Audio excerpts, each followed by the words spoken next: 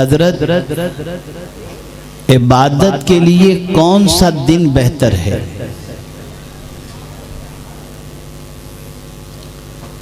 ایک بزرگ سے کسی نے پوچھا کہ عبادت کے لیے کون سا دن بہتر ہے؟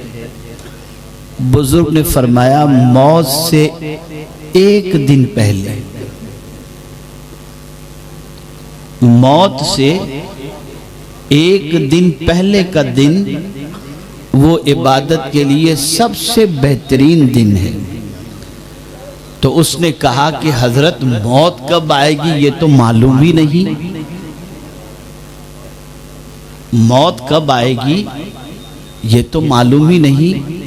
تو ارشاد فرمایا پھر ہر دن عبادت کیا کر، پتہ نہیں کب موت آ جائے، پھر پتہ نہیں کب موت آ جائے۔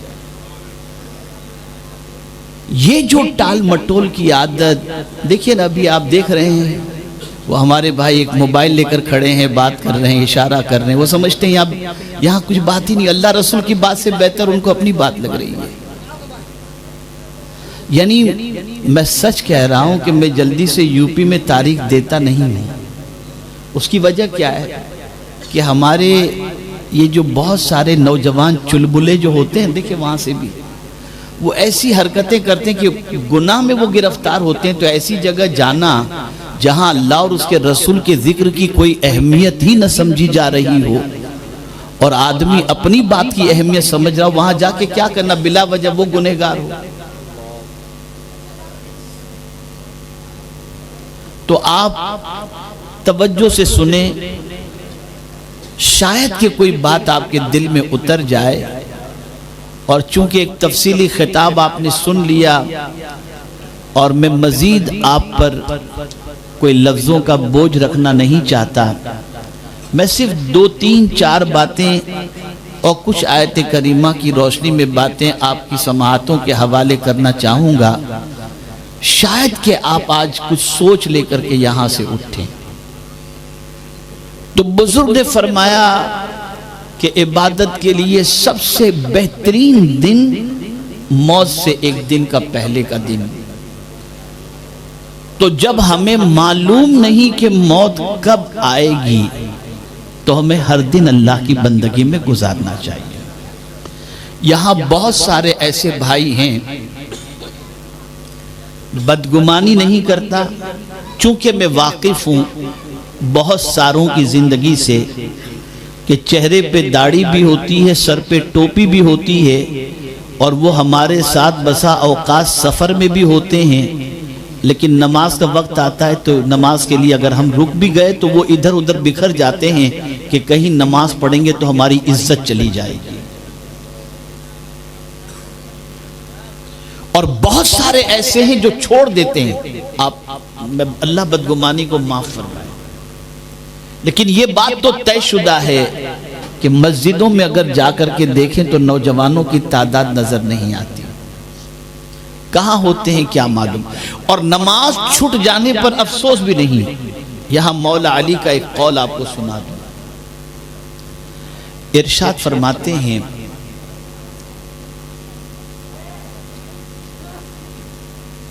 کہ تو اگر نماز نہیں پڑھتا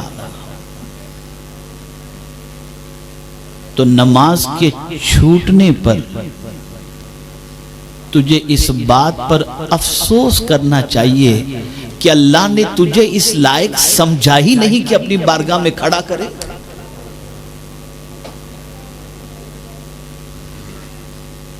تو نماز اگر چھوٹ جائے تو یہ سوچنا چاہیے کہ ہم اتنے پاپی ہیں کہ خدا کے سامنے کھڑے رہنے کے لائق بھی نہیں۔ تو نماز چھوڑنا کوئی کمال کی بات نہیں ہے، اللہ کی نظروں سے گر جانے کی بات ہے۔ تو اے رسول اعظم صلی اللہ علیہ وسلم کے دیوانوں، نماز کی پابندی کیا کرو۔ حضرت لقمان، آپ میں سے بہت سارے باپ ہیں جو اپنے بیٹے کے حوالے سے فکر مند رہتے ہیں، کبھی قرآن میں دیکھو کہ باپ نے اپنے بیٹوں کو کیا کیا نصیحت کی ہے۔ حضرت لقمان نے اپنے بیٹے کو پہلی نصیحت فرمائی، یا بنیا۔ انداز دیکھیں کتنا پیارا ہے۔ آج یو پی بہار بنگال میں بچے کا نام ہے لڈو ادھر آ، اے منو ادھر آ، کیا سب تماشا ہے۔ قرآن میں جب بھی اللہ نے پکارا بڑے پیار سے پکارا، ایمان والوں کو پکارا تو فرمایا یا ایھا الذین آمنو، اے میرے محبوب کے دیوانوں۔ انسانوں سے پکارا تو کہا یا ایھا الناس، اے لوگو۔ رسولوں سے پکارا تو فرمایا یا ایھا الرسل۔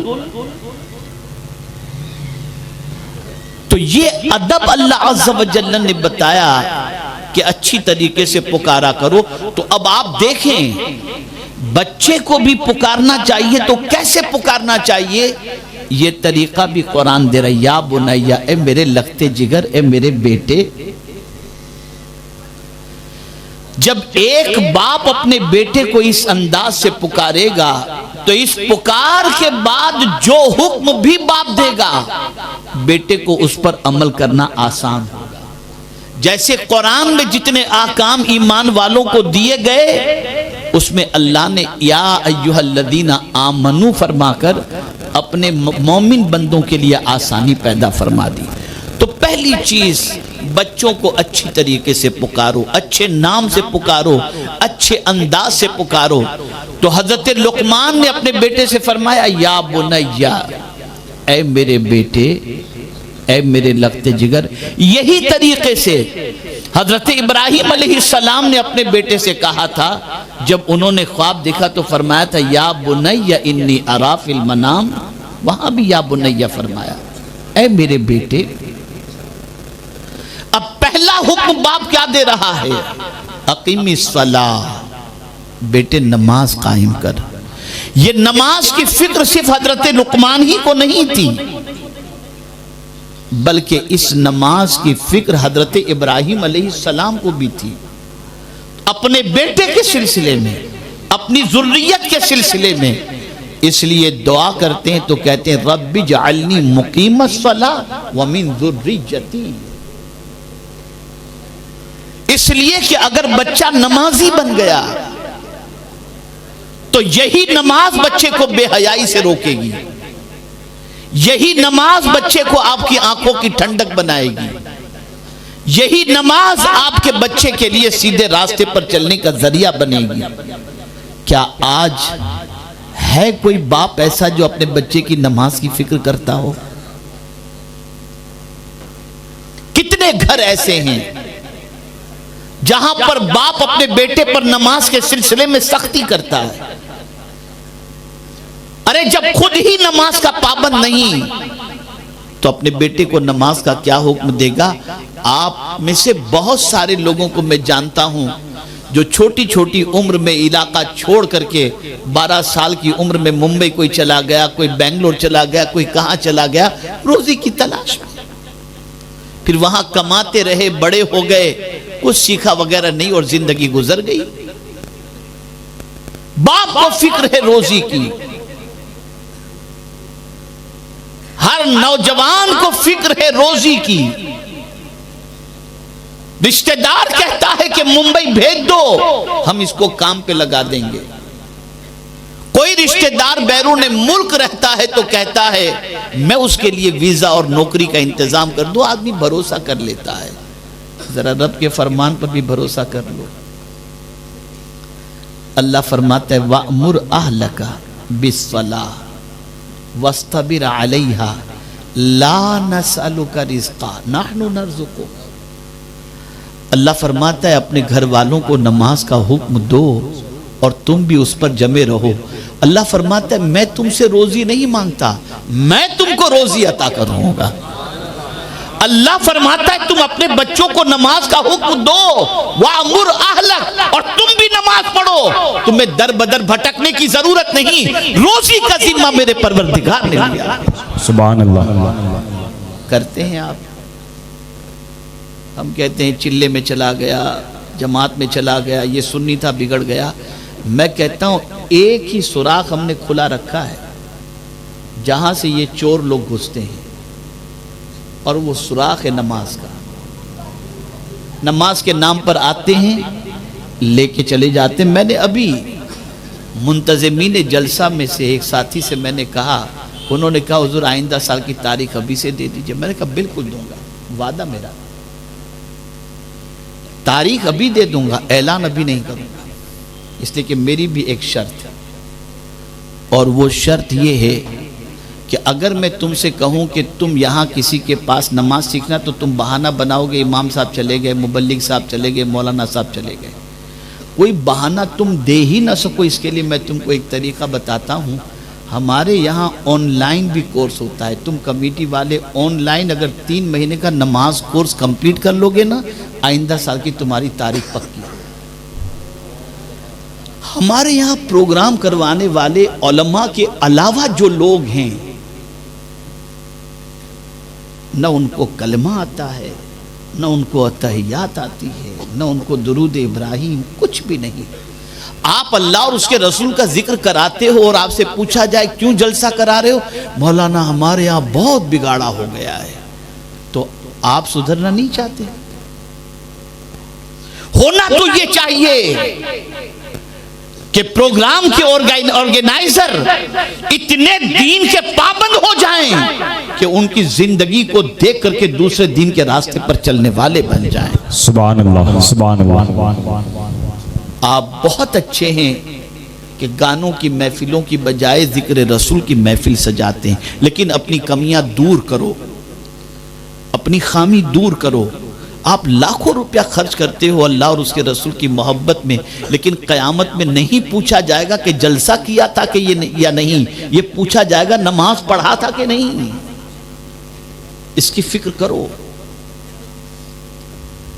آج آپ آئے ہو، بہت اچھی بات ہے، اچھی تعداد میں آئے ہو اور خوشی کی بات ہے، دل جمعی سے سن رہے ہو اور خوشی کی بات ہے، لیکن اگر آج یہاں سے جانے کے بعد آپ نے اپنے اندر کوئی تبدیلی پیدا نہیں کی تو آئے کیوں تھے؟ آپ کیوں آئے تھے؟ کچھ لوگ شرماتے ہیں، ارے میں نماز پڑھوں گا تو میرا دوست کیا بولے گا، یہ کب سے سدھر گیا؟ اس کی دوستی آپ کو قبر میں کام نہیں آئے گی، قبر میں نماز کام آئے گی۔ قبر میں اگر اندھیرا ہے تو اس اندھیرے کے اندر دوست اجالا بن کر نہیں آئے گا۔ حضور فرماتے ہیں کہ قبر کی روشنی نماز ہے، کہ نماز قبر کے اندر روشنی دے گی۔ تو آج سے کوئی باپ بے نمازی نہ رہے، اور اسی کے ساتھ ساتھ جب بھی نماز پڑھنے کے لیے جاؤ ہر مسجد میں نہ گھس جاؤ، یہ دیکھو غلام رسول تو ہے نا امام، سبحان اللہ، سبحان اللہ، سنی صحیح العقیدہ تو ہے نا امام۔ اس لیے کہ میں یہاں ایک چیز بتا دوں، اگر کسی بد عقیدے کے پیچھے آپ نے نماز پڑھی تو آپ کہیں گے پیچھے اس امام کے گویا اس کے عقیدے کو آپ نے تسلیم کر لیا۔ جب اس کو آپ نے پیشوا بنا لیا، یہ جو آج ہمارے یہاں ایک لفظ چلتا ہے پیش امام، پیش امام کا پیش امام لفظ صحیح نہیں ہے، امام ہی صحیح ہے۔ اب پیش تو آگے ہی ہوتا ہے، امام کا مطلب ہی آگے ہونے کے ہوتا ہے۔ تو آپ اس کے کہنے پر رکوع میں جا رہے ہو، وہ سمیع اللہ لمن حمیدہ کہے تو آپ کھڑے ہو جاتے ہو، وہ السلام علیکم ورحمت اللہ کہے تو آپ سلام پھیر دیتے ہو۔ تو اتنی ساری بات مان رہے ہو تو گویا اس کا اگر گستاخی سے بھرا ہوا عقیدہ ہے تو بد عقیدے کے پیچھے آپ نے نماز پڑھ لی تو اس کے عقیدے کو گویا آپ نے تسلیم کر لیا۔ جو لوگ یہ کہتے ہیں ارے مولانا کیا یہ سب چیزیں دیکھنا، ارے آپ نیت کرتے ہو پیچھے اس امام کے۔ تو سنی صحیح العقیدہ، ایسے سنی نوجوانوں اپنی مسجد کو بھر دو، اس طرح سے نمازی بن جاؤ کہ دنیا کہنے پر مجبور ہو جائے کہ سنی کبھی مصطفیٰ جان رحمت کا غلام کبھی بے نمازی نہیں ہو سکتا۔ جیسا صحابہ کے زمانے میں، رسول اعظم کے زمانے میں اگر کوئی نماز نہ پڑھتا تو لوگ سمجھتے تھے یہ کافر تو نہیں ہے، اس لیے کہ ایک بھی صحابی کبھی بے نمازی نہیں. پہچان بناؤ.